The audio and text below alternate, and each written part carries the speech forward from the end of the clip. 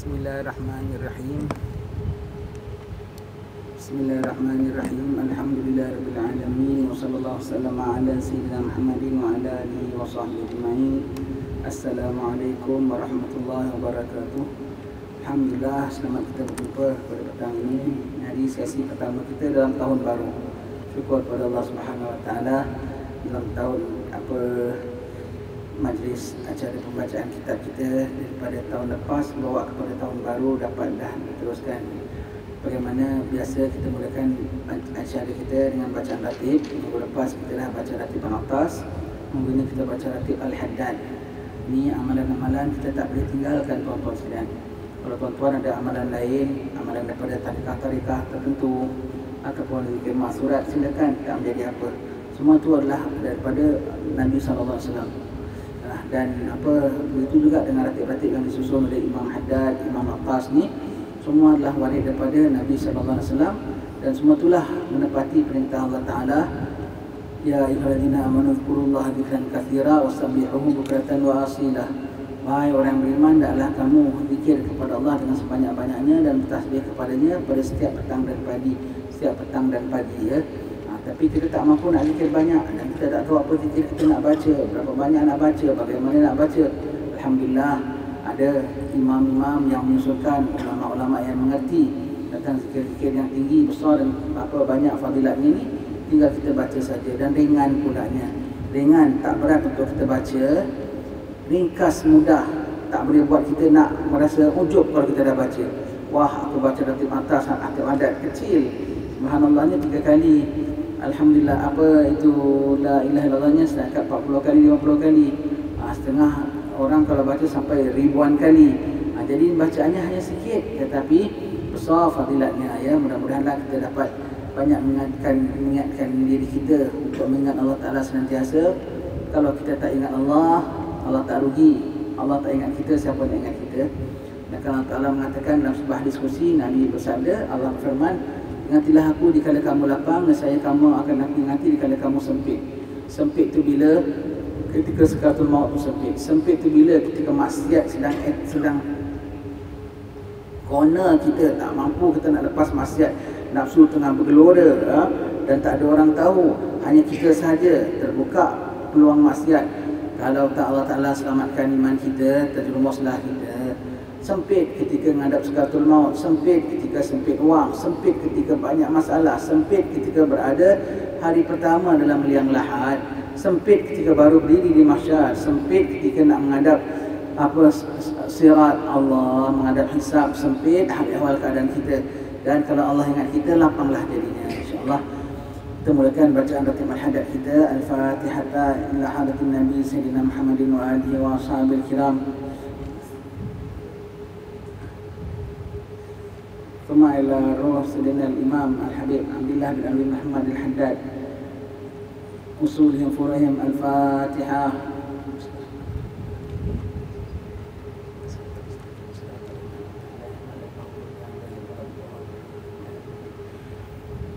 الله لا إله إلا هو الحي القيوم لا تأخذه سنة ولا نوم له ما في السماوات وما في الأرض من ذا الذي يشفع عنده إلا بإذنه يعلم ما بين أيديهم وما خلفهم ولا يحيطون بشيء من علمه إلا بما شاء وسع كرسيه السماوات والأرض ولا يؤوده حفظهما وهو العلي العظيم. آمن الرسول بما أنزل إليه من ربه والمؤمنون كل آمن بالله وملائكته وكتبه ورسله لا نفرق بين أحد من رسله وقالوا سمعنا وأطعنا غفرانك ربنا وإليك المصير. لا يكلف الله نفسا إلا وسعها لها ما كسبت وعليها ما اكتسبت ربنا لا تؤاخذنا إن نسينا أو أخطأنا ربنا ولا تحمل علينا إصرا كما حملته على الذين من قبلنا ربنا ولا تحملنا ما لا طاقة لنا به واعف عنا واغفر لنا وارحمنا أنت مولانا فانصرنا على القوم الكافرين آمين. لا إله إلا الله وحده لا شريك له له الملك وله الحمد يحيي ويميت وهو على كل شيء قدير. لا إله إلا الله وحده لا شريك له، له الملك وله الحمد يحيي ويميت وهو على كل شيء قدير. لا إله إلا الله وحده لا شريك له، له الملك وله الحمد يحيي ويميت وهو على كل شيء قدير. سبحان الله والحمد لله ولا إله إلا الله والله أكبر. سبحان الله والحمد لله ولا إله إلا الله والله أكبر. سبحان الله والحمد لله ولا إله إلا الله والله أكبر. سبحان الله وبحمده سبحان الله العظيم. سبحان الله وبحمده سبحان الله العظيم. سبحان الله وبحمده سبحان الله العظيم. ربنا اغفر لنا وتب علينا إنك أنت التواب الرحيم. ربنا اغفر لنا وتب علينا إنك أنت التواب الرحيم. ربنا اغفر لنا وتب علينا إنك أنت التواب الرحيم. اللهم صل على محمد، اللهم صل عليه وسلم.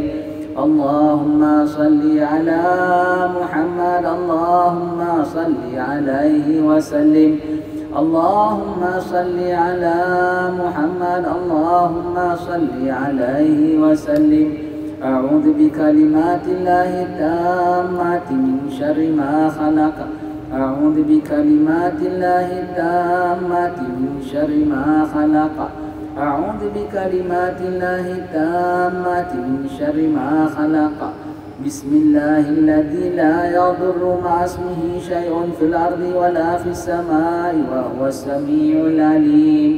بسم الله الذي لا يضر مع اسمه شيء في الأرض ولا في السماء وهو السميع العليم. بسم الله الذي لا يضر مع اسمه شيء في الأرض ولا في السماء وهو السميع العليم. رضينا بالله ربا وبالإسلام دينا وبمحمد نبيا. رضينا بالله ربا وبالإسلام دينا وبمحمد نبيا. رضينا بالله ربا وبالإسلام دينا وبمحمد نبيا.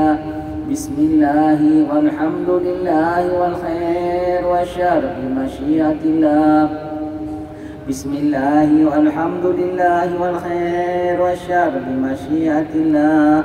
بسم الله والحمد لله والخير والشر بمشيئة الله. آمنا بالله واليوم الآخر تبنا إلى الله باطنا وظاهر. آمنا بالله واليوم الآخر تبنا إلى الله باطنا وظاهر. آمنا بالله واليوم الآخر تبنا إلى الله باطنا وظاهر. يا ربنا واعف عنا وامح الذي كان منا. يا ربنا واعف عنا وامح الذي كان منا. يا ربنا واعف عنا وامح الذي كان منا. يا ذا الجلال والإكرام أمتنا على دين الإسلام. يا ذا الجلال والإكرام أمتنا على دين الإسلام. يا ذا الجلال والإكرام أمتنا على دين الإسلام. يا ذا الجلال والإكرام أمتنا على دين الإسلام. يا ذا الجلال والإكرام أمتنا على دين الإسلام.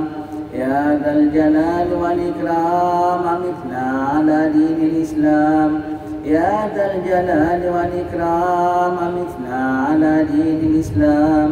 يا قوي يا متين اكفي شر الظالمين. يا قوي يا متين اكفي شر الظالمين. يا قوي يا متين اكفي شر الظالمين. أصلح الله أمور المسلمين، صرف الله شر المؤذين. أصلح الله أمور المسلمين، صرف الله شر المؤذين. أصلح الله أمور المسلمين، صرف الله شر المؤذين.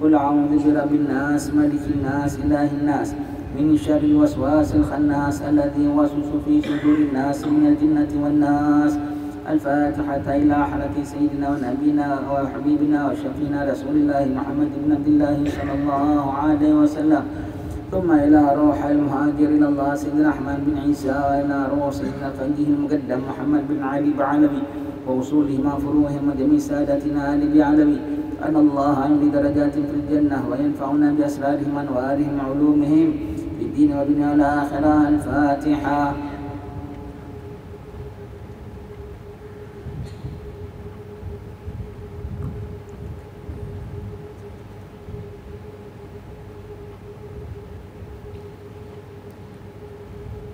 الفاتحة إلى أرواح سادتنا صوفيات أينما كانوا في مشارق الأرض ومغاربها، وحلت أرواحهم أن الله يعلي درجات في الجنة وينفعنا بأسرارهم وأنوارهم وعلومهم ويلحقنا بهم بخير وعافية. الفاتحة.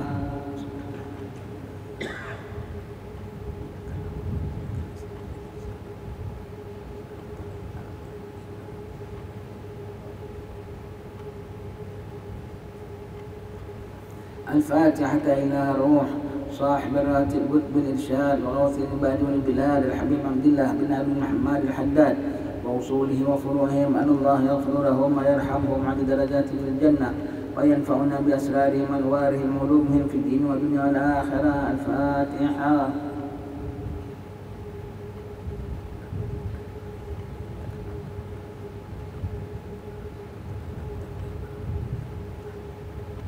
الفاتحة إلى كافة عباد الله الصالحين ووالدينا وجميع أموات المسلمين والمسلمات والمؤمنين والمؤمنات، أن الله يغفر لهم ويرحمهم عند درجات في الجنة وينفعنا بأسرارهم وأنوارهم وعلومهم. الفاتحة.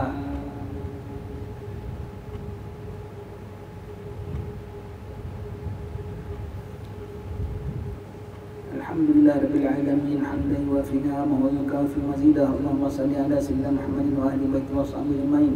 اللهم إنا نسألك بحق الفاتحة المعظمة والسلام المثاني أن تفتح لنا كل خير، وأن تفضل علينا كل خير، وأن تجعلنا من أهل الخير، وأن تعاملنا يا الله معاملتك لأهل الخير، وأن تحفظنا في أدياننا أنفسنا أموالنا أولادنا أحبابنا من كل محنة وبؤس ودير، إنك ولي كل خير ومتفضل كل خير ومعطي كل خير يا أرحم الراحمين. اللهم إنا نسألك رضاك والجنة ونعوذ بك من سخطك والنار. اللهم إنا نسألك رضاك والجنة ونعوذ بك من سخطك والنار. اللهم إنا نسألك رضاك والجنة ونعوذ بك من سخطك والنار.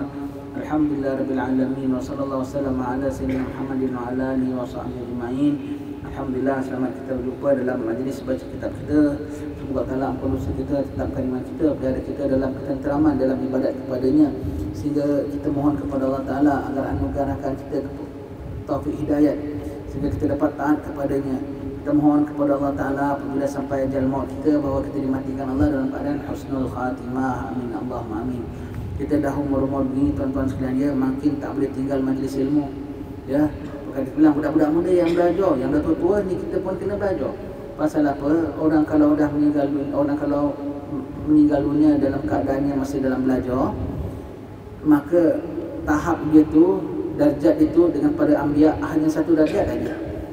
Kerana tingginya, kerana anbiya menyeru orang, anbiya menyeru orang, dia pula menjadi orang yang terima seruan, maka dia satu darjat saja di bawah. Lepas tu kita tengok setengah-setengah tempat orang dah tua-tua, alim-alim, tua-tua, tak tinggal majlis-majlis ilmu. Kerana apa? Mereka nakkan berkat, kalau boleh biarlah sampai meninggal dunia dalam belajar ilmu agama, ya, dan dapat mendekatkan diri kepada Allah Ta'ala. Sambung baca kitab hikam kita. Kitab hikam ni maknanya hikmah, kata-kata hikmah Imam Ibn Atta'illah, ya, sampai pada muka surat 3, ya. Jadi kitab ni kita baca balik semula dari mula, tau. Kita yang kemarin sebelum PKP lama kita baca, kita tak ingat sampai muka surat berapa pun, biar kita mulakan balik. Ini kita sampai muka surat 3, ya. Hari kita sampai muka surat 3, kita baca balik kitab kita sampai mana? Baik.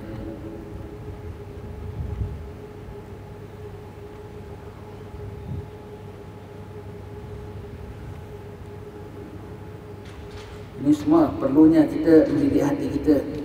Yang namakan tazkiyatun nafs, itulah dia menyucikan hati kita.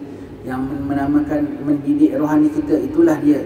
Itu yang nak capai akan sifat nafsul mutmainnah dan naik berikutnya, itulah dia juganya ya. Itu kita mohon kepada Allah Ta'ala agar berikan kita hati yang sedemikian, hati yang lapang, hati yang bersih, hati yang jernih, hati yang takwa tinggi kepada Allah Subhanahu Wa Ta'ala. Imam Abu Hasan Asy'adili berkata, perjalanan kami terdiri di atas 5 perkara. Itulah 5 pegangan mereka.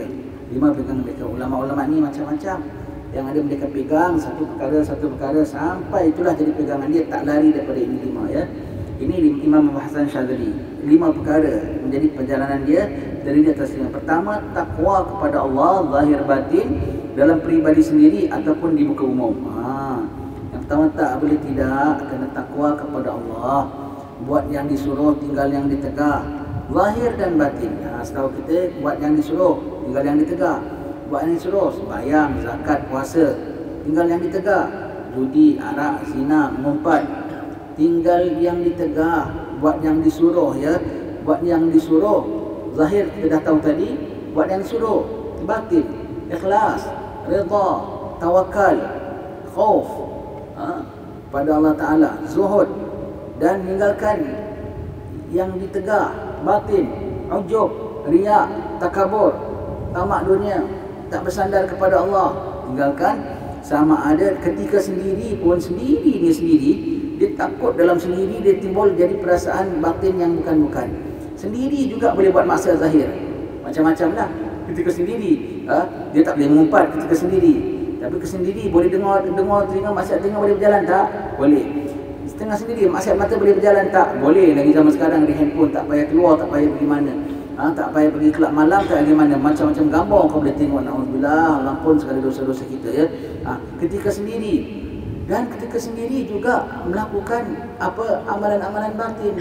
Ketika sendiri takut kalau dimurkai Allah. Ketika sendiri tawakal pada Allah Ta'ala. Ketika sendiri harap pada Allah Ta'ala, connection dengan Allah Ta'ala. Jadi takwa zahir batin sama ada dalam diri sendiri, tak ada orang, ataupun depan orang semua. Yang orang kebanyakanlah biasanya orang depan orang nampak macam alim takwa benar lah. Macam contohnya dalam grup ini, siapa kita lah, tak ada orang nampak kita orang jahat ya. Di belakang orang Allah Ta'ala juga maha mengetahui. Ya Allah, ampunkan dosa kita ya Allah, ampunkan dosa kami ya Allah ya. Ketika sendiri, ketika dalam peribadi, macam-macam tingkah lakunya. Yang ada orang pula ya, kalau dia sendiri dia baik, dia tenang saja, dia boleh wirid, dia boleh zikir. Ada orang aja dia lupa, bual macam-macam, gurau senda, cakap yang tidak-tidak semua. Terbalik. Tapi orang-orang ini, Imam Abu Hasan Asy'adili mengatakan, mereka bertakwa, mereka jaga ketakwaan mereka zahir dan batin. Depan orang baik, belakang orang baik. Depan umum baik, dalam ketika mereka sunyi baik ya. Begitu ya. Depan umum ya. Kalau mereka takwa kepada Allah, maka mereka depan umum dan belakang semua sama tau. Kalau kita hendakkan, inilah salah satu daripada syarat benar siddiq, ialah depan orang belakang orang sama. Dan inilah menjadi satu syarat kalau kita nak timbangan kita berat yaumil akhir. Kalau kita nak timbangan kita berat, yang ditimbang betul real, betul punya, berisi punya, biarlah zahir dan batin kita baik, sama baik. Kalau tak, batin lebih baik. Kalau batin jelek, zahir saja nampak baik, nanti ditimbang amalan kita ringan. Baik ditimbang ibarat kotak kosong. Kertas bungkusnya dia cantik, tapi kotaknya kosong, tak ada apa-apa. Ringan. Jadi kalau batinnya lebih baik pada zahir, timbang berat. Kenapa? Berisi. Dan tidaklah dikatakan orang itu orang yang benar kecuali dia kalau dibukakan isi hatinya, tingkah lakunya, benda dalam peribadinya yang ketika orang tak nampak, dia buka, umpamanya lah, dibuka isi hatinya tu, dibuka dalam dadanya, ditaruh dalam talam, diedarkan. Tengok indah dalam hati aku.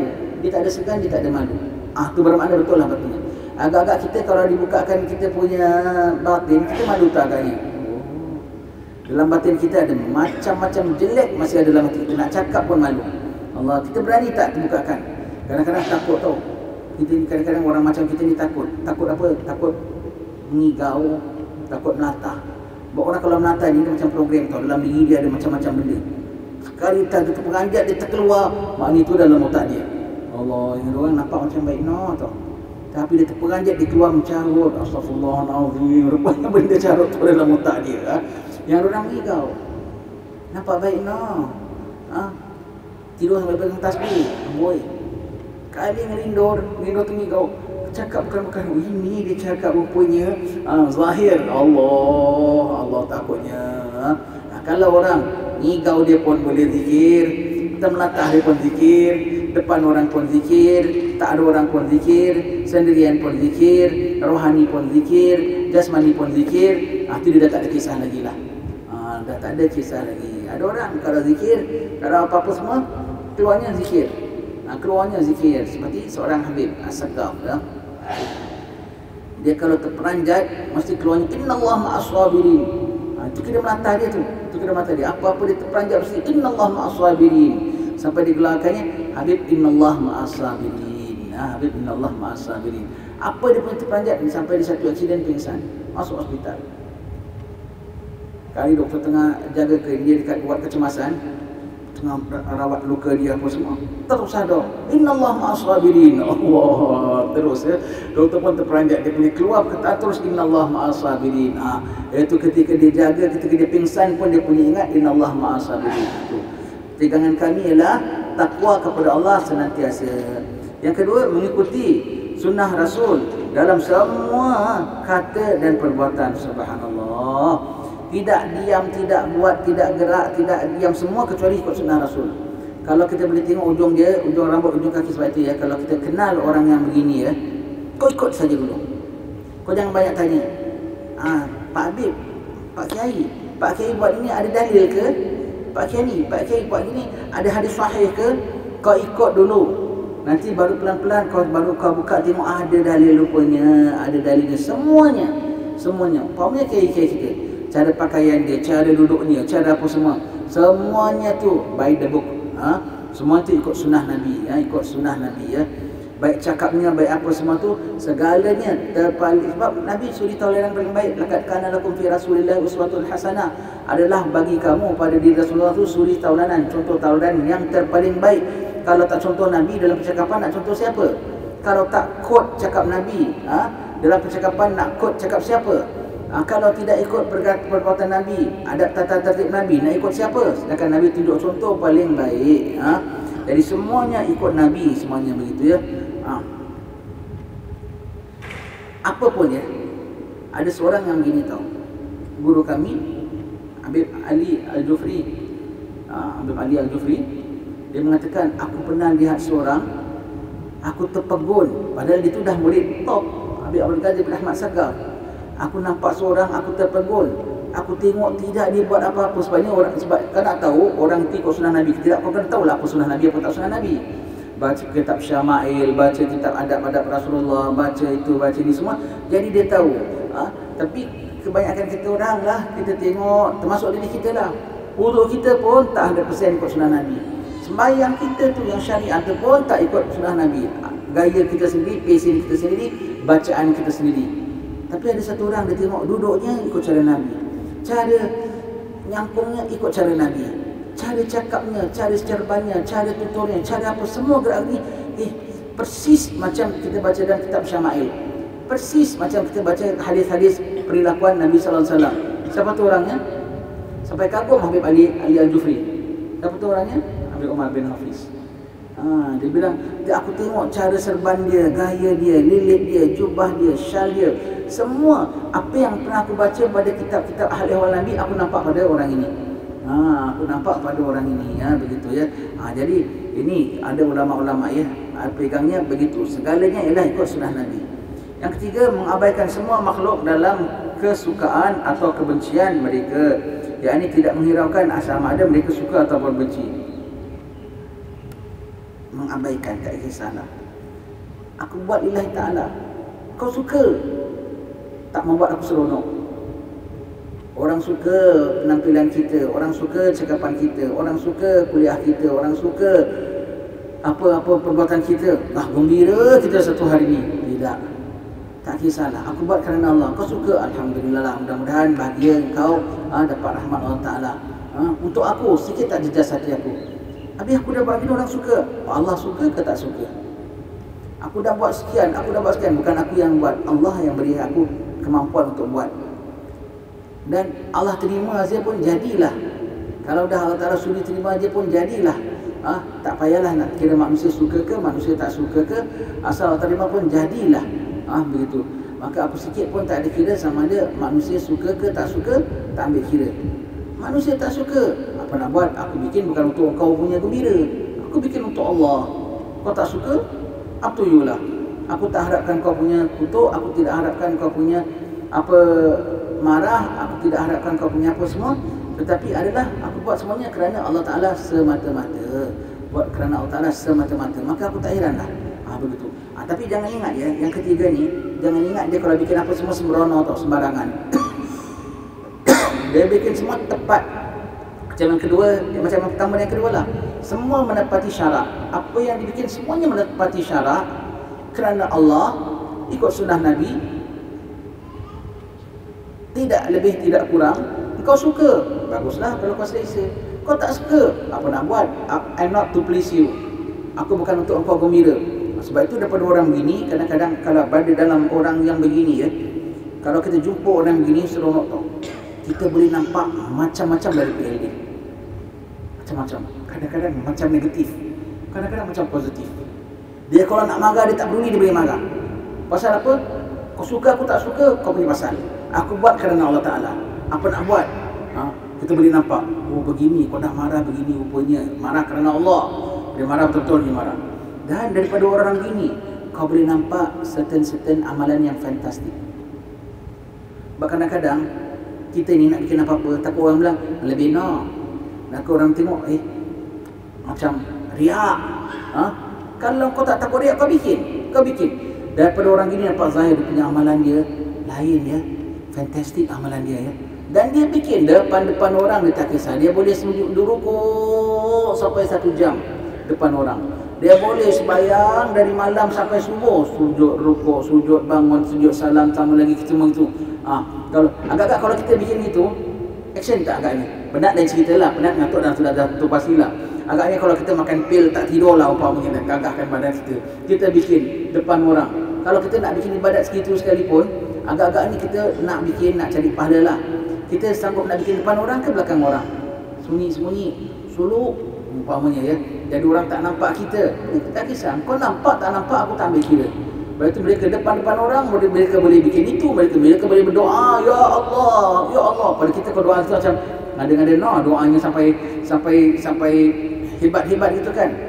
Pasal mereka bikin apa tak harap puji kita, mereka bikin apa tak harap keji kita, maka kau nampak.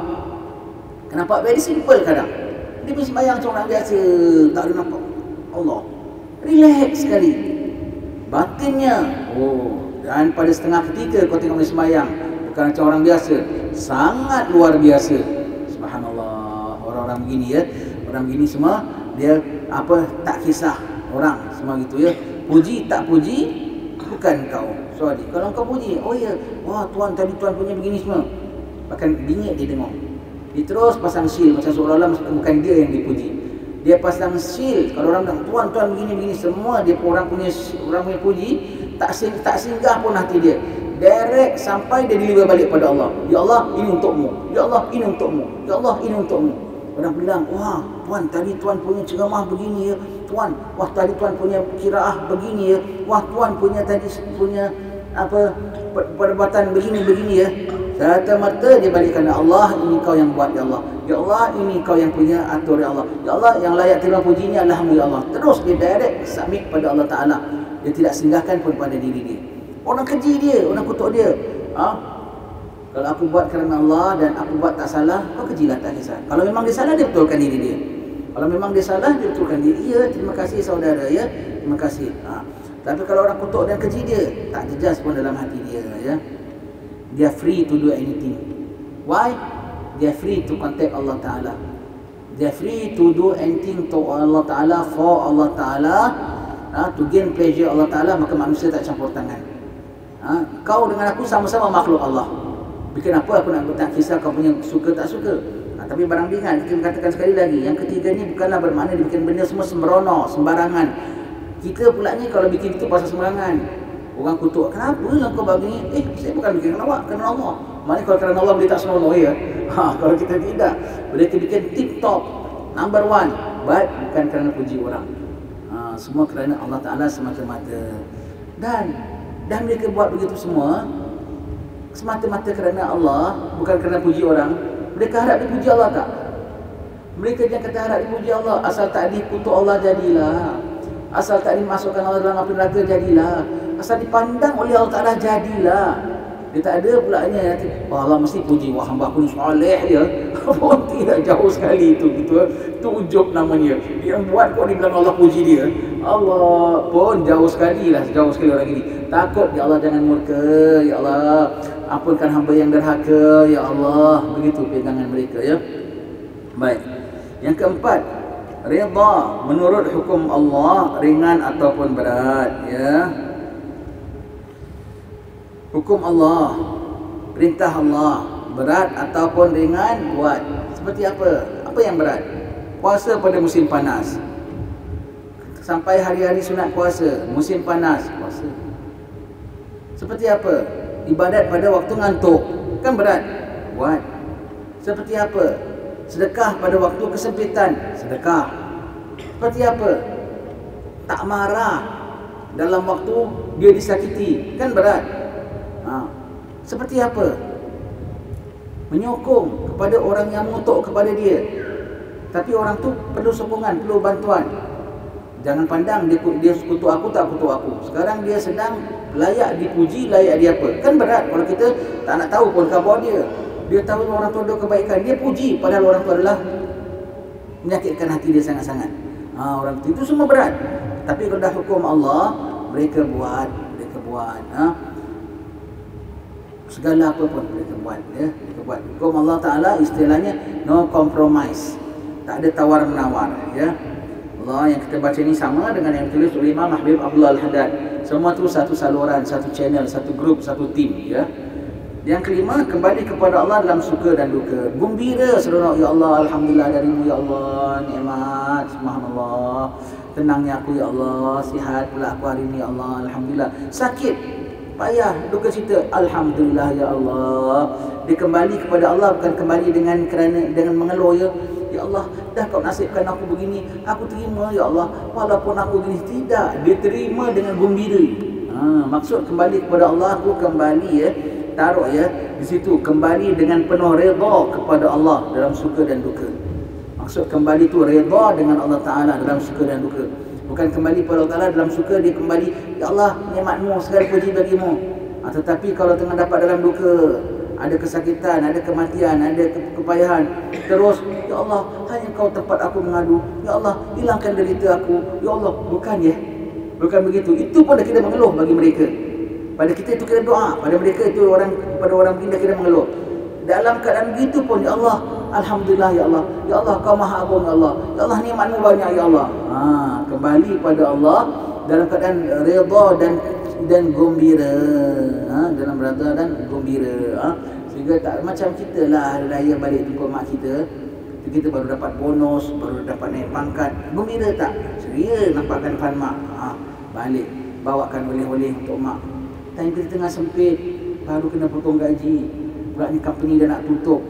Tapi dengan mak dia balik terus muka, mak saya tahun ni tak ada duit nak bawakan apa-apa mak, umpama ke gitu. Tak, biar mak tak tahu aku gembira, sepokoknya aku menghadap mak dengan gembira. Tetap bawakan oleh-oleh apa yang mampu, macam tak ada apa-apa sekalipun.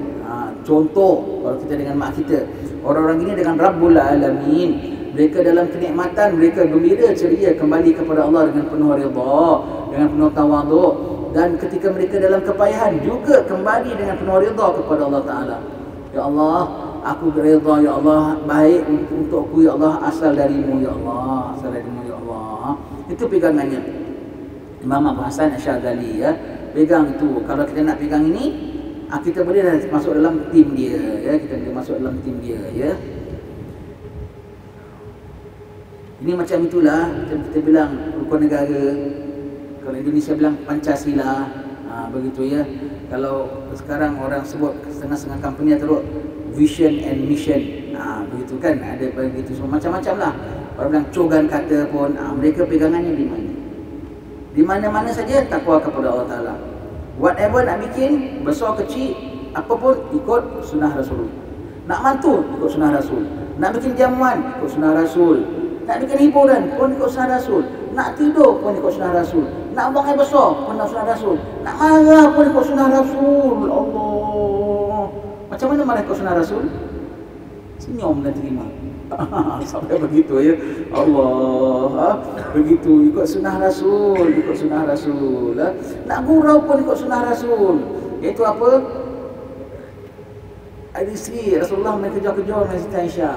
Dia kaki dah tak kuat, tapi pasal Nabi main kejar-kejar dengan Siti Aisyah, umpama contoh, sekali-sekali dengan isterinya masih juga kejar-kejar sambil bertongkat pun juga. Contoh, bukan aku suruh kau bertongkat kejar suami isteri, tergolek nanti.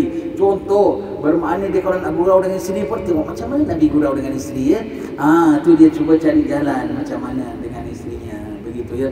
Apa pun, kalau pembantunya ada buat salah, terus ingat macam mana Nabi dengan pembantunya ya. Terus, bagaimana Nabi perlakukan pembantunya, dia begitu berlakukan pembantunya. Untung orang kau dapat begini ya. Baik. Redha ikut hukum Allah, tak ada kompromis, junjung berat susah buat, kemudian kembali pada Allah dalam suka dan duka.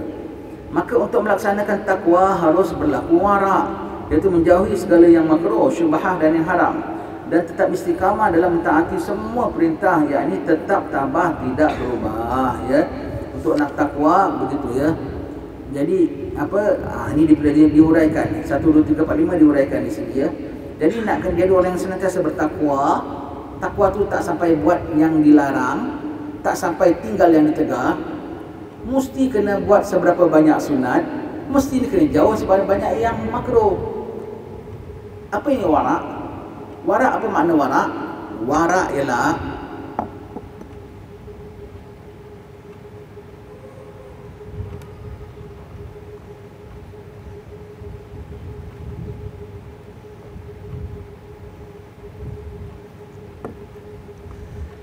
ialah mengelak diri dan rasa takut dari melakukan maksiat, walaupun tak mungkin melakukan maksiat. Tak mungkin tu. Takut. Wara' juga bermakna menggesa diri, memastikan diri untuk membuat perintah Allah Subhanahu Wa Taala, walaupun memang dah buat pun. Itu bermakna, istilahnya jangan sampai terlanggar suruh dan tegah Allah Ta'ala. Walaupun jauh daripada tegah, walaupun memang dah dalam buat. Contoh yang tegah, macam mana tu? Orang yang wara'. Contoh, agak-agak lah kalau kita bilang wala taqrabu zina, jangan menghampiri zina. Selalu yang kita bayangkan siapa? Anak-anak muda yang suka berfoya-foya, naik motor boncengan, pergi clubbing, tu gini kan, kita pandang. Bahkan orang yang dah ada isteri, dah kerja masjid, 3 isterinya, dan umur dia sudah 85 umpamanya ya. Agak-agak boleh jadi penzina tak ada? Rasa kita lah, likely ke very unlikely? Tak ada. Tak ada. Itu pun Pak Haji ni akan takut, ya Allah, lindungilah aku daripada zina, ya Allah, jauhkan aku. Kalau dengan perempuan jauh-jauh sekali. Tak sembarang gurau sendiri dengan perempuan, tak sembarang dia nak pandang perempuan, jauh, elak punya elak dengan perempuan. Kalau perlu dia berhadapan dengan perempuan dalam setengah-setengah situasi, dia pasang tembok besar. Tembok besar negeri Cina, tembok besar dalam jiwa. Setakat mukanya dia pandang nampak macam diraihkan, tapi hatinya no, not interested. Begitu ya. Padahal dah tak ada, rasanya macam tak kemungkinan dia lakukan itu dosa. Contoh lagi,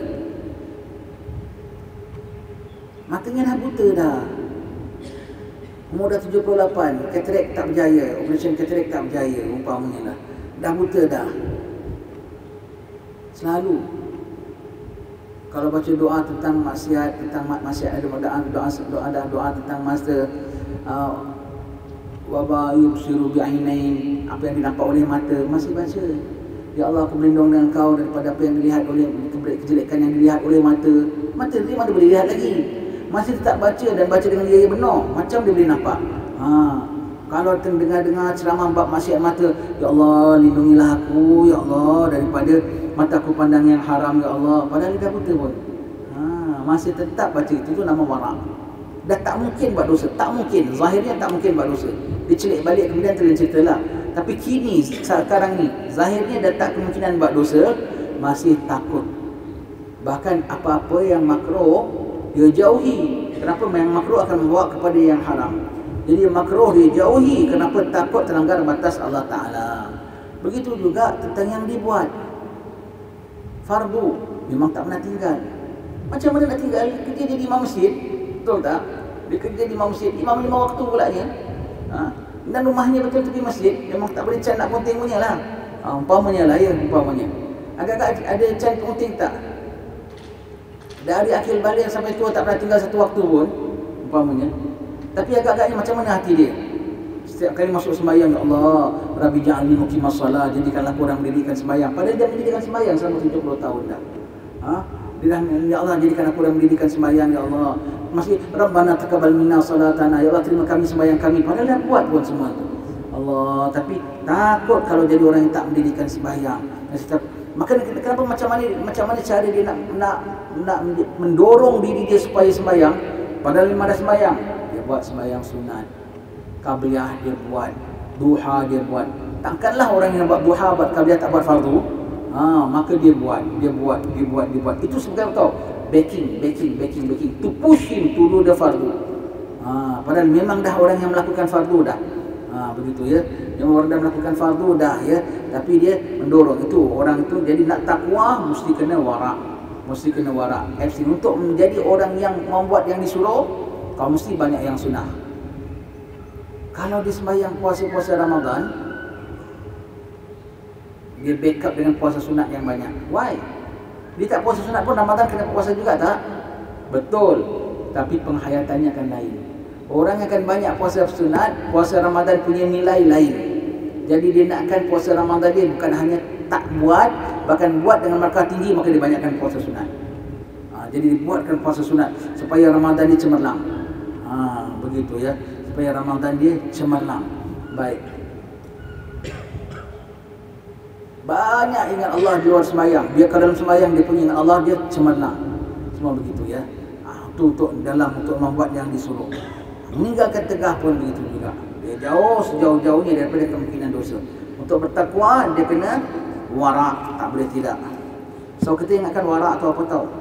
Waraknya kalau pergi pasar raya nak beli ayam, belik punya belik, tengkuk dia cek, cap dia cek, itu dia cek, pembekal mana dia cek, telefon lagi pembekal macam mana begitu gini. Allah, waraknya.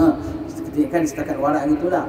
Kalau nak beli apa fishball ke apa dekat pasar raya, cengeknya cek kod number apa semua ingredient semua satu semua dia cek semuanya tu semua. Oh, warak jugalah, warak makanan. Bahkan lebih tinggi lagi, warak dalam amalan, warak dalam menjunjung titah perintah, warak dalam menjauhi tegah. Itulah membawa kepada takwa. Dia clear, yang makruh dia jauh, maka yang larang dia tak akan buat. Yang sunat pun dia sungguh-sungguh, maka yang fardu takkan sampai dia meringankan. Jadi bermakna dia take the very safer side, warak. Jadi dia menjadi orang yang senantiasa junjung perintah Allah zahir dan batin ya. Baik. Yang kedua adalah dan untuk melaksanakan sunatul Rasulullah harus selalu waspada dan lakukan budi pekerti yang baik. Kena belajar macam mana Nabi punya perbuatan, adab-adab yang ditulis di Imam Ghazali, adab-adab tidur, adab makan, adab dalam majlis, adab mengajar, adab belajar, adab itu, adab ini, semua tu daripada Rasulullah sallallahu alaihi wasallam. Dan takkan kau dah belajar 1000 kali pun kau tak akan mampu membuat kalau akhlak kau tak baik.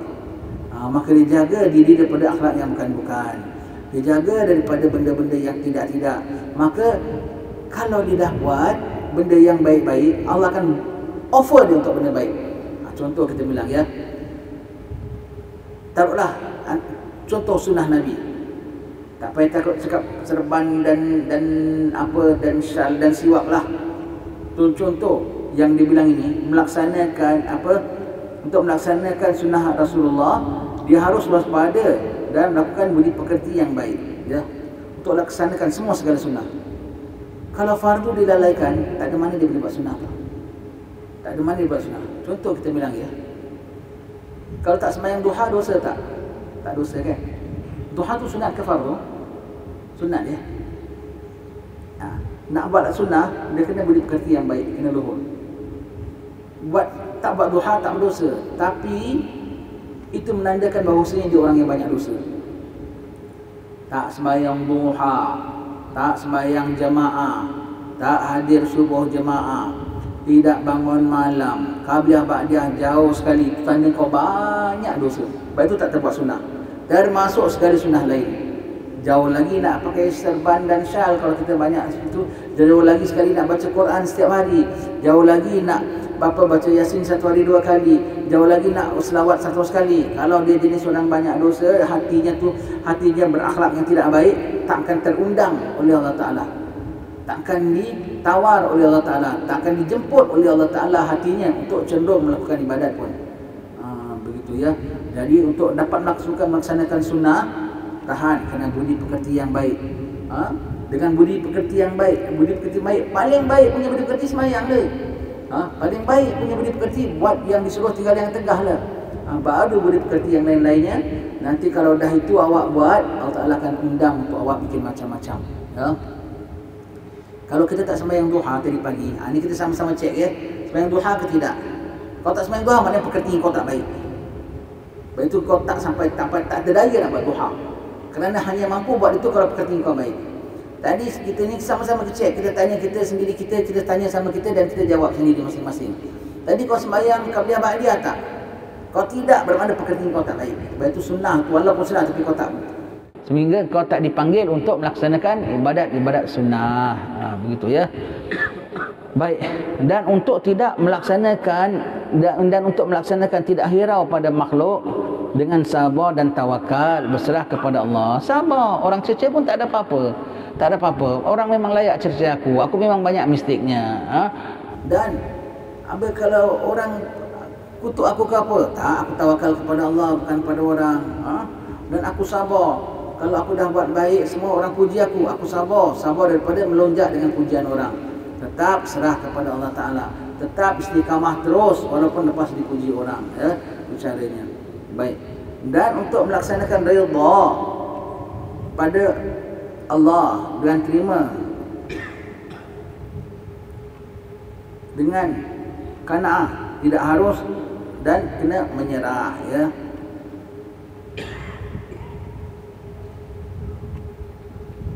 Dan untuk melaksanakan redha pada Allah ya, radina billahi rabban wa bil islami dinan, aku redha Allah sebagai Tuhan, Islam sebagai agama, mesti kena junjung syariat Allah, buat yang disuruh tinggal dan tegak, tak ada compromise. Dia kena buat semua nantiasa ya, serah kepada Allah, redha dengan Allah, walau penat walau ngantuk sekalipun, alhamdulillah pasal aku nak cari redha Allah, maka aku kena redha walaupun penat-penat pun aku buat juga ibadat kerana Allah Ta'ala. Dan untuk melaksanakan kembali kepada Allah dalam suka dan duka, dengan bersyukur dalam suka dan berlindung kepadanya dalam duka. Baik ya. Jadi kalau kita nak sentiasa, kalau dapat nikmat syukur, dan kalau dapat benda yang tak suka, berlindung daripada keburukannya.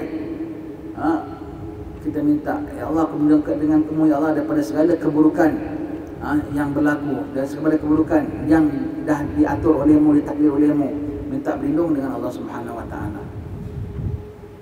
Dan semua ini berpokok pada 5: semangat yang tinggi, berhati-hati dari yang haram atau menjaga kehormatan. Yang ketiga, baik dalam berkhidmat sebagai hamba. 4, melaksanakan kewajipan. 5, menghargai, menjunjung nikmat Allah. Semuanya ya.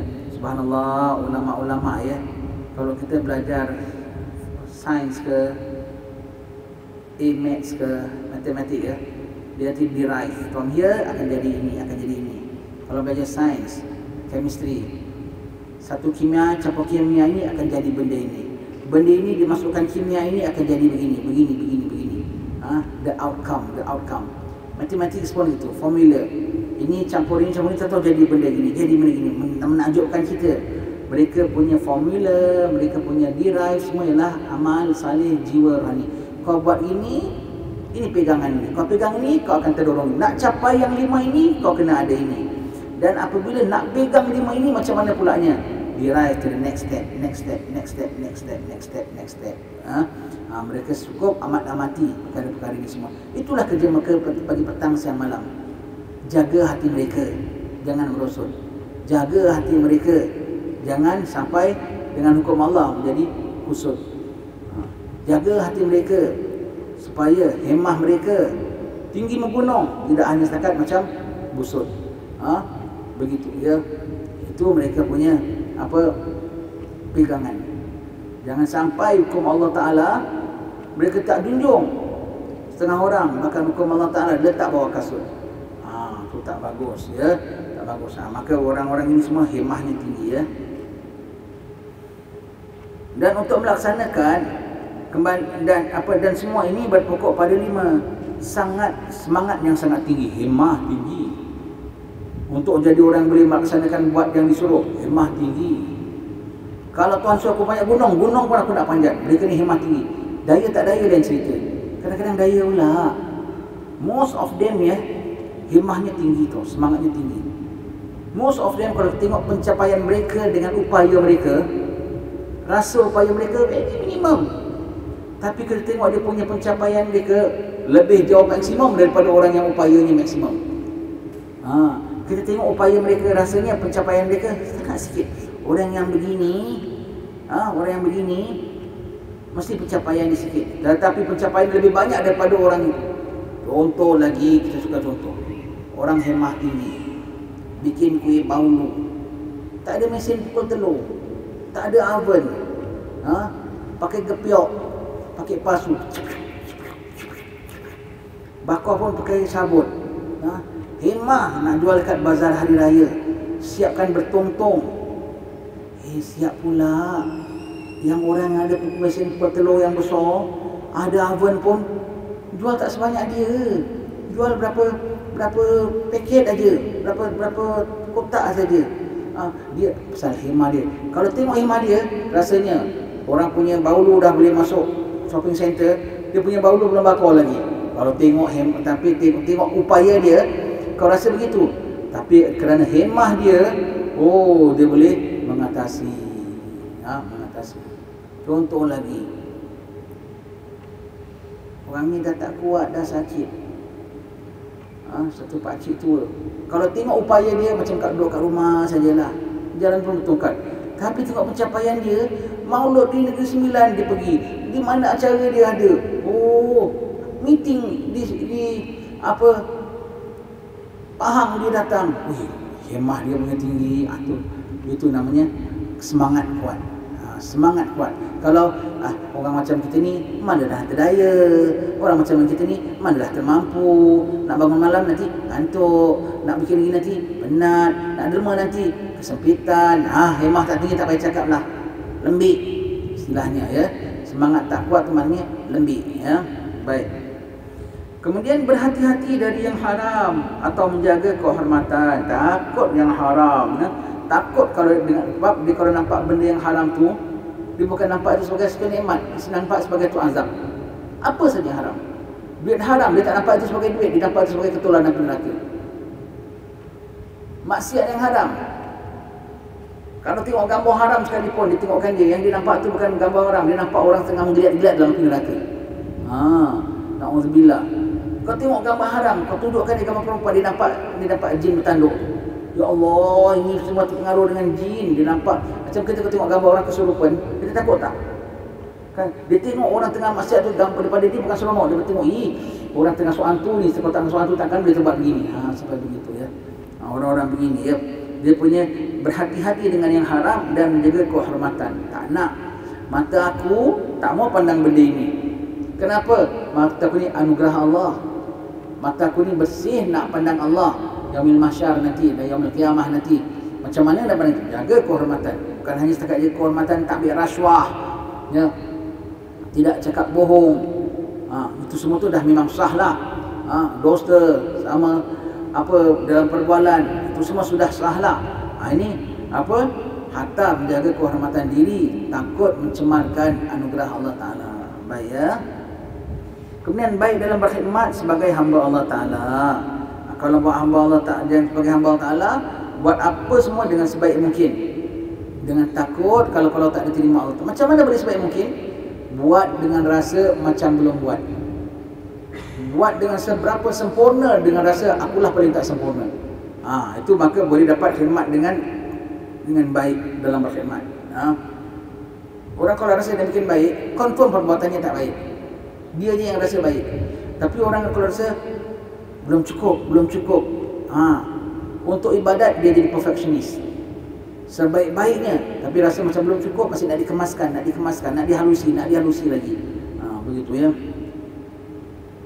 Keempat, melaksanakan kewajipan. Tak boleh ringan-ringan, dah Allah Ta'ala suruh. Jadi kalau kewajipan kita lakukan, macam mana ada hemah tinggi semua. Kelima, menghargai nikmat Allah Ta'ala. Apa dapat nikmat Allah Ta'ala? Junjung tinggi nikmat Allah Ta'ala. Jadilah dia sebagaimana apa yang kita dah sebutkan tadi. Maka siapa yang tinggi semangat, pasti naik tingkat darjatnya. Dan siapa yang meninggalkan larangan yang diharamkan Allah Ta'ala, maka Allah akan menjaga kehormatannya. Betul, ya? Kalau tinggi semangatnya, pasti naik darjatnya. Betul. Tinggi semangatnya nak pergi dengar ceramah di Bandar, naik tak darjatnya? Dia naik darjat. Nabi sebagai orang yang penuntut ilmu, atau tidak sebagai orang duduk rumah. Bagaimana tinggi semangatnya, begitulah dicapai darjatnya. Dan tadi yang tinggi semangat siapa, ya? Khalifah Umar Abdul Aziz. Khalifah Umar Abdul Aziz tu, dia hidup zaman bila? Dia cicit Sayyidina Umar. Dia bukan sahabat, cicit Sayyidina Umar. Jauh lepas wafat Sayyidina Umar semua. Cicit Sayyidina Umar. Bukan orang Muhajirin. Dia khalifah pulanya. Hadis tanya lagi pulanya. Tetapi apabila dia baca hadis Nabi tentang orang-orang fuqara al-muhajirin, orang-orang fakir muhajirin, mereka lah golongan pertama yang akan minum di telaga Nabi. Dia punya himmah, aku nak jadi macam mereka. Padahal dia bukan di kalangan mereka, dia orang zaman kemudian. Dan orang-orang fuqara al-muhajirin itu bajunya selai sepinggang. Rambut pun tak bersikat, pasal tak ada sikat dia gitu. Dan dia bilang, macam mana nak jadi?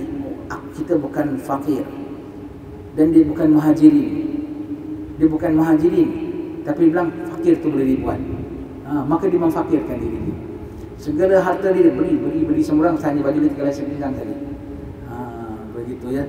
Dan cukup jaga sampai rambut dia pun itu. Dia bilang, kita macam mana kita dapat martabat itu? Orang fuqara al-muhajirin tak ada harta dan tak kahwin. Dia bilang, macam mana kita bukan muhajirin dan kita dah berkahwin, ada keluarga, ada anak, ada tak ada fakir. Maka dia memfakirkan diri dia sampai martabat itu. Himmahnya tinggi, nak jadi macam fuqara al-muhajirin.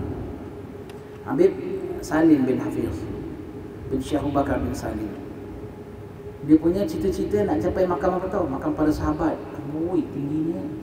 Orang dengan Habib Salim, amboi tingginya Habib Salim. Kalau boleh makam Nabi, aku nak makam Nabi. Itu makam Nabi dah tak ada lagi. Jadi next ialah sahabat. Jadi sahabat tak boleh. Makam level macam sahabat. Sampai tak? Sampai. Siapa lagi? Imam Hamid Abdullah Al-Haddad. Kalau ada himmah tinggi, sampai tak? Sampai.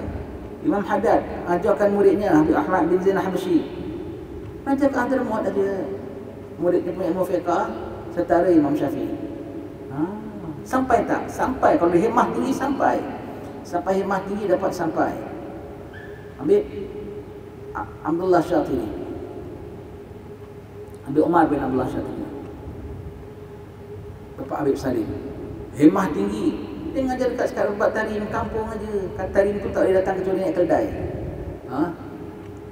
Tak ada kenderaan sampai tarim dulu. Himmah dia biar ilmu dia sampai seluruh pelosok dunia. Siapa lah nak belajar kat tarim zaman dia tu dulu? Siapa nak belajar kat tarim jauh begitu? Mekah memang tempat orang datang. Mesir pun juga kota ilmu, ada Azhar apa semua. Dia punya himmah sampai. Sekarang satu dunia ada belajar kat tarim. Jepun pun ada, China pun ada, Mexico pun ada, Argentina pun ada, Brazil pun ada belajar kat tarim. Di samping itu murid-muridnya sebarkan ilmu dia tu seluruh dunia. Habib Omar semua tu daripada murid dia punya murid semua tu. Sebarkan. Sampai tak ilmu dia ke seluruh pelosok dunia? Sampai pula. Hemah tinggi akan sampai. Hemah tak tinggi cukuplah. Hemah tinggi tak sampai ya.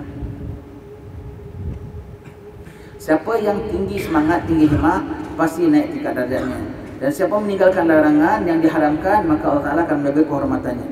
Kalau buat haram, pasti kehormatannya jatuh.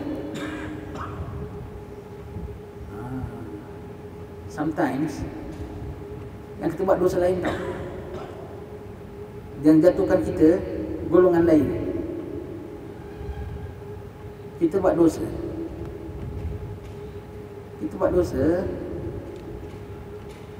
dekat rumah, kita tengok gambar haram kat televisyen ke, dekat handphone ke, kan tak ada kerja kan? Tak ada kerja. Kita tengok, tak ada kena-mengena kan? Tak ada kena-mengena dengan masjid kan? Kan tak ada kan? Nanti Allah Ta'ala tak jaga kehormatan kita. Kat masjid, orang masjid, aku tengok gambar haram 100 kali pun tak jejas aku punya, aku tak kotorkan masjid pun sikit kan. Tapi nanti yang tak menghormati aku orang masjid. Kat masjid aku ditengking orang, kat masjid aku dibentak orang, padahal tak ada kena-mengena tau. Kalau yang bentak kita tu tokey telefon tak apa juga, dia cek dia, awak ni tengok gambar ni ke apa umpamanya lah.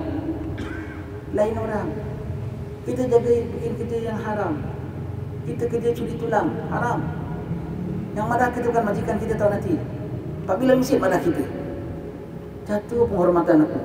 Padahal aku tak kacau dia. Kau tak kacau dia, tapi kau kacau syariat Allah. Kau tak junjung syariat Allah, maka kehinaan padamu. Apa itu ya? Contoh ya. Hati-hati ya. Orang yang melakukan liwat ya, Allah akan jadikan dia aliyah safilah. Yang atas akan terbalik, terlungkup. Istilahnya terlungkup. Siapa terlungkupkan dia? Partner dia tu ke? Geng-geng dia tu ke? Bukan. Yang tak ada kena-mengena dengan itu. Kenapa apa? Dia buat langgar perintah Allah. Allah hilangkan kehormatan dia. Yang tak ada kena-mengena. Dia buat itu tak ada kena-mengena. Tak ada campur pun urusan kerja dia, tak ada campur urusan masjid dia. Tetapi takdirnya dekat masjid, dia terdapat kemuliaan. Takdirnya dalam kerja terbalik. Dulu baik-baik kerjanya bagus, sekarang sampai kena berhenti kerja. Dulu baik-baik kalau bisnesnya bagus, sampai teruk. Dulu baik-baik bergelar elok, sekarang sudah jadi teruk. Allah SWT. Padahal kita tengok orang-orang ni semua, yang tempat-tempat yang dia jatuh, tempat kerja, tempat masjid, tempat kuliah, tempat jatuh, sikit tak tahu pun yang dia buat benda ni.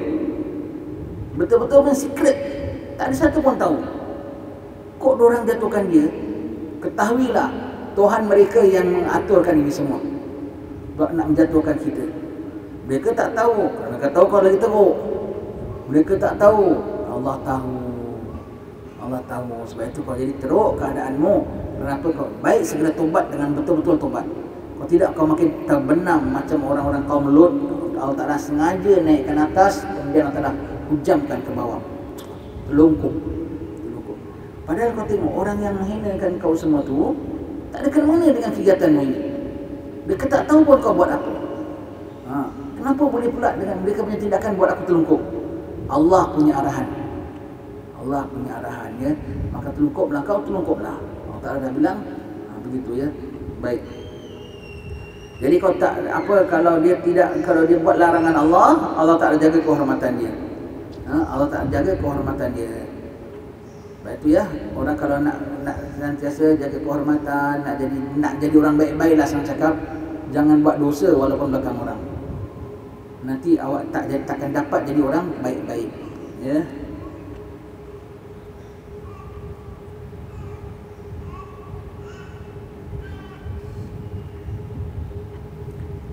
Salah satu Allah Ta'ala tak jaga kehormatan kita, tu makna Allah Ta'ala hina kita tahu. Kadang-kadang sedar, kadang-kadang tak sedar. Yang tak sedar tu apa? Aku rasa okey, aku masih sembahyang. Kau tak sedar, kawan kau tak kasih lagi banyak sembahyang. Duha Allah kasih dia, sembahyang malam Allah kasih dia. Kadang kau rasa tahu, aku buat maksiat tapi aku masih hadir kuliah. Kau rasa kau hadir kuliah, kau tak tahu ilmu yang Allah beri pada kawan kau jauh lebih banyak lagi. Itu semua Allah Ta'ala tutupkan. Jadi kau rasa kau buat maksiat, kau masih sembahyang, kau masih dah hadir kuliah, kau masih itu, masih ini. Padahal kalau kau bandingkan, tak semestinya kau terus tak kuliah. Kadang-kadang memang terus tak kuliah, kadang-kadang memang terus tak sembahyang, kadang-kadang sembahyang juga, kuliah juga. Tapi jangan kau sangka bahawasanya apa yang kau dapat sama dengan kawan-kawanmu yang tak berdosa, yang tak buat dosa macammu. Jauh beza. Jadi jangan kau sangka, aku buat maksiat sekian tapi aku masih dapat ke masjid lagi, masih ini, masih buat itu dan ini. Jangan kau sangka apa yang kau dapat itu sama dengan sahabat-sahabatmu yang tak berdosa. Lain degree, maka lain degree, lain anugerah Allah Ta'ala. Afaman kana mu'minan kaman kana fasika la yastawun. Adakah sama orang mukmin dengan orang yang fasik? Mukmin lawannya kafir, tapi Allah tak sebut mukmin dan fasik. Bermakna fasik itu hampir-hampir tak jadi mukmin. Ya la yastawun, tak akan sama. Jadi jangan kita sangka kalau kita ni ahli maksiat, kita sama dengan kawan-kawan kita. Actually hakikatnya zahir mungkin macam sama. Allah Ta'ala mengabui mata kita, ya. Dan siapa yang benar dalam taatnya pasti mencapai tujuan kebesarannya, kemuliaannya, ya.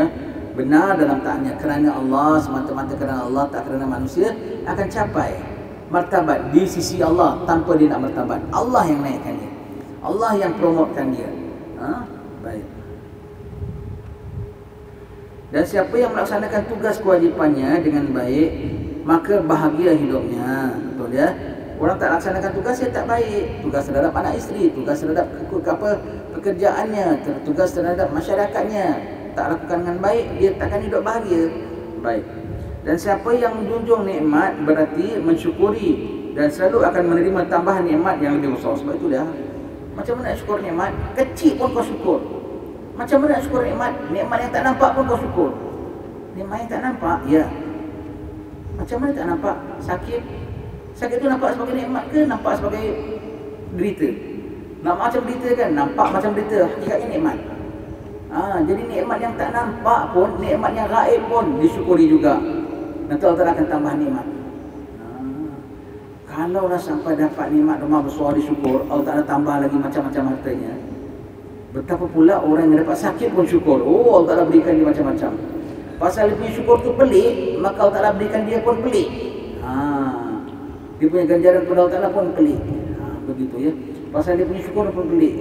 Benda yang tak ada pun kau syukur. Pada kau tak ada, pada kau ada. Kau dapat sakit, kau miskin, bisnes kau bankrupt, apa kau cakap Alhamdulillah?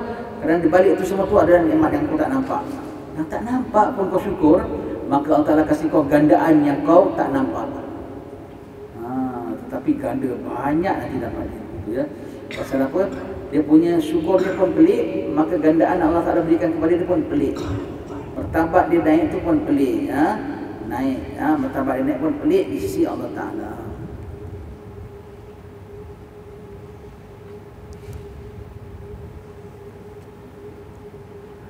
Imam Abu Hasan Asyadili berkata, aku dipesan oleh guruku Abdul Salam bin Mishish radhiyallahu anhu. Tengok ya, ulama-ulama ini semua ya, dia dah ulama besar tau. Dia tulis saja boleh. Imam bin Ta'ilah quote cakap Imam Abu Hasan Asyadili. Imam Abu Hasan Asyadili dah dia besar, cakap quote cakap guru dia. Semua tu orang tawaduk. Semua tu orang-orang yang tawaduk. Boleh tak dia cakap sebagaimana hadis Nabi, sebagaimana firman Allah Ta'ala? Kerana setiap yang dicakap oleh guru ni semua tu lah daripada ada sandarannya. Tidak sebut nama gurunya. Sebab dia tak dapat faham satu ayat Quran pun, tak dapat faham satu hadis pun kecuali menerusi gurunya. Allah Ta'ala jadikan gurunya yang mengajar dia menjadi sebab dia dapat. Maka dia nak sebut nama Allah, ilmu Allah disebut gurunya juga. Allah Ta'ala kasih guru menjadi saluran ilmu untuk dia, maka disebut nama gurunya untuk saluran sampai kepada Allah. Ini orang tawaduk ya. Berlapis-lapis mereka susun. Imam Ibn Athaillah quote Imam Abu Hasan Syadzili. Imam Abu Hasan Syadzili quote guru dia pulanya. Semua tu orang-orang yang tak angkuh, tak rasa dia boleh capai ilmu Allah dan capai ilmu Rasulullah dengan sendirinya. Aku dipesan oleh guruku Abdul Salam bin Mishish dengan jangan anda melangkahkan kaki kecuali untuk sesuatu yang dapat mencapai keridaan Allah. Dan jangan anda duduk di majlis kecuali yang aman dari murka Allah, yakni yang bukan maksiat. Dan jangan bersahabat kecuali kepada orang yang dapat membantu membuat taat kepada Allah. Dan jangan memilih sahabat karib kecuali orang yang menambah keyakinanmu terhadap Allah. Sedang yang sedemikian ini kini sangat jarang ditemui. Subhanallah, zaman dia bilang susah nak zaman ditemui, apalagi zaman kita. Paling tidak kita dampingi orang yang biasa sifat ini daripada kitab-kitab mereka.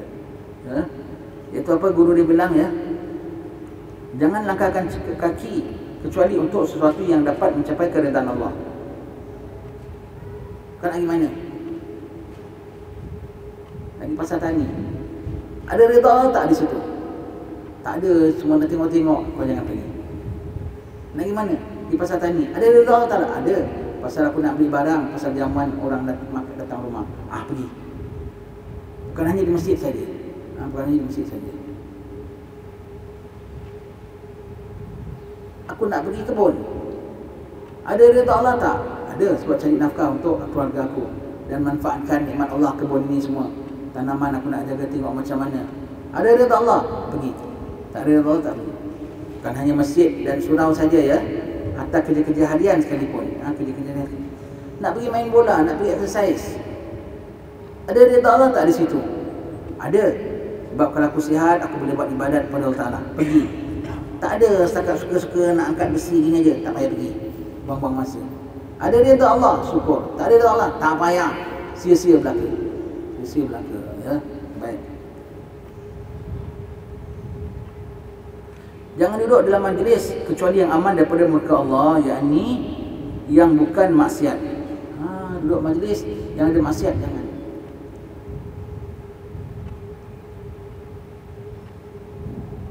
Duduk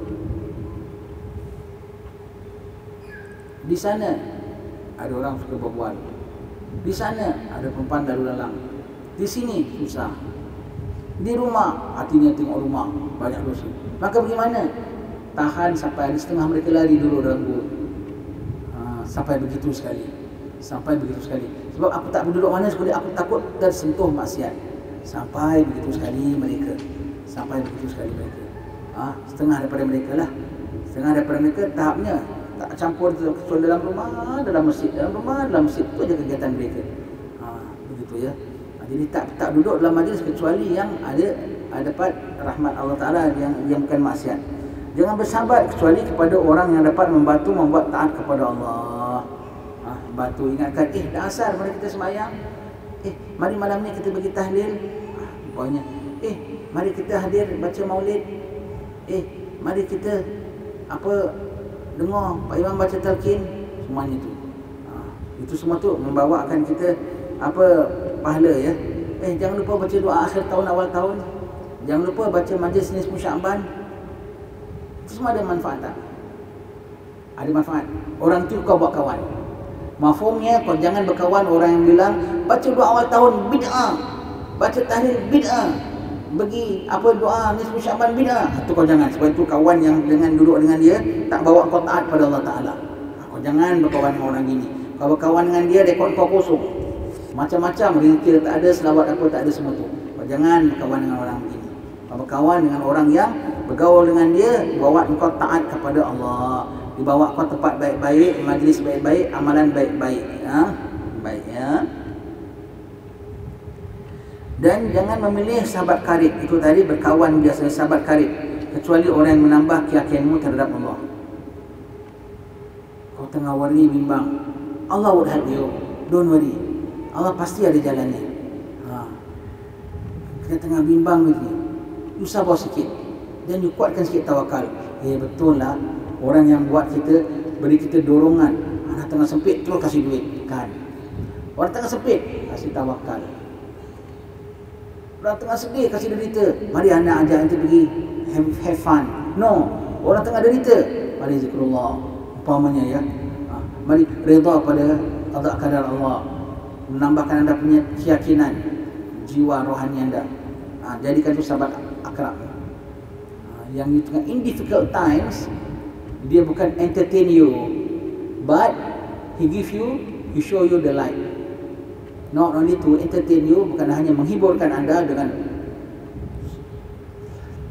tampung kewangan anda, hiburkan anda, bukan, dia hanya bukan entertain you, tetapi he show you the light.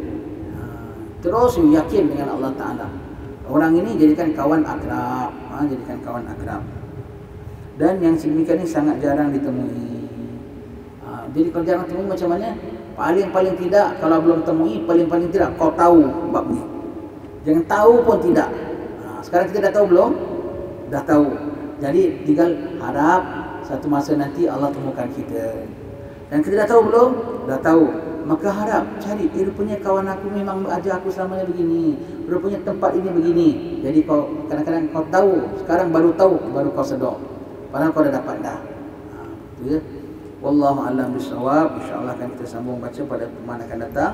Semoga Allah ampun segala dosa-dosa kita, tetapkan iman kita, meridai kita, pelihara kita senantiasa. Bismillahirrahmanirrahim.